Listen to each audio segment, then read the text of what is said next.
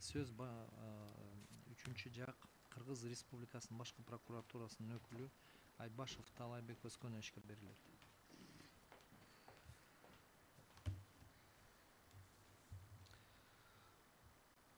Урматтуу төрага, урматтуу соттор, урматтуу соттун катышуучулары, Кыргыз Республикасынын башкы прокуратурасы, Жорокулов Максатбек Мергенбаев жана Кочкоров Ниязбек Улукбековичтердин Кыргыз Республикасынын Конституциялык сотунун өтүнүчү менен кайрылуусу тууралуу төмөнкүлөрдү билдиребиз.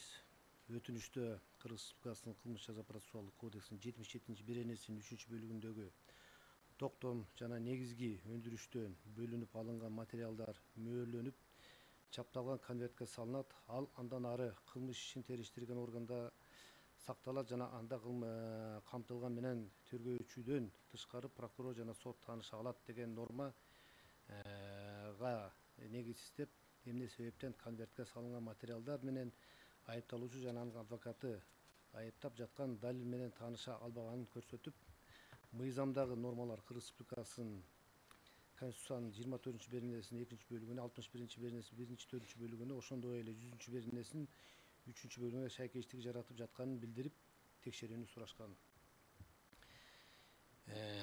Келтирилген өтүнүч менен таанышчу Кыргыз Республикасынын кылмыш жаза процессуалдык кодексинин 77-беренесинин жогорудагы айтылган конституциялардын нормаларын эч кандай шайкештик жана мыйзамдарга карама каршылык келтирбейт деген чечимге келип жатабыз. Себеби бул норма сот өндүрүшүнө катышуучулардын коопсуздугун, укуктарын, алардын өмүрүн, саламаттыгын жана мүлкүн коргоо үчүн багытталган.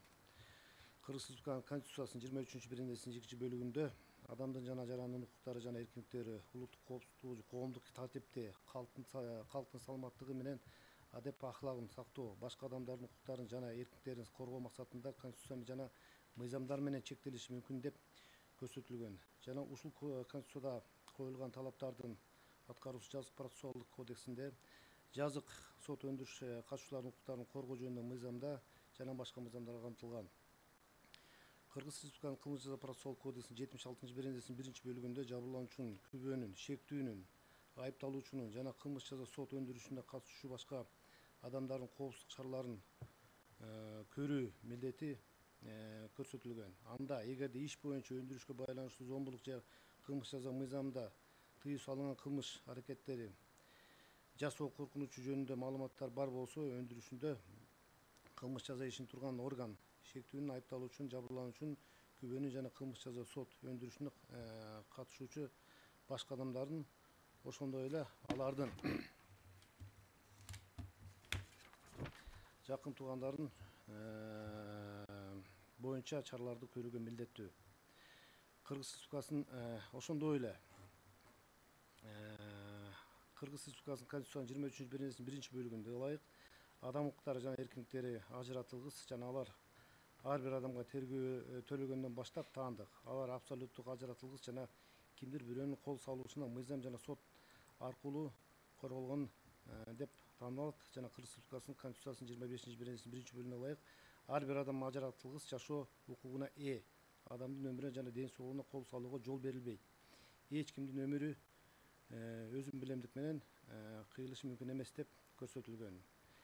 Демек, Кыргыз Республикасынын кылмыш жаза процессуалдык кодексинин 77-беренесинин 3-бөлүгү кылмыш жаза сот өндүрүшүнө катышуучулардын баардыгынын коопсуздугун камсыз кылуу, мыйзамдуу укуктарын коргоо үчүн каралган деп эсептейбиз.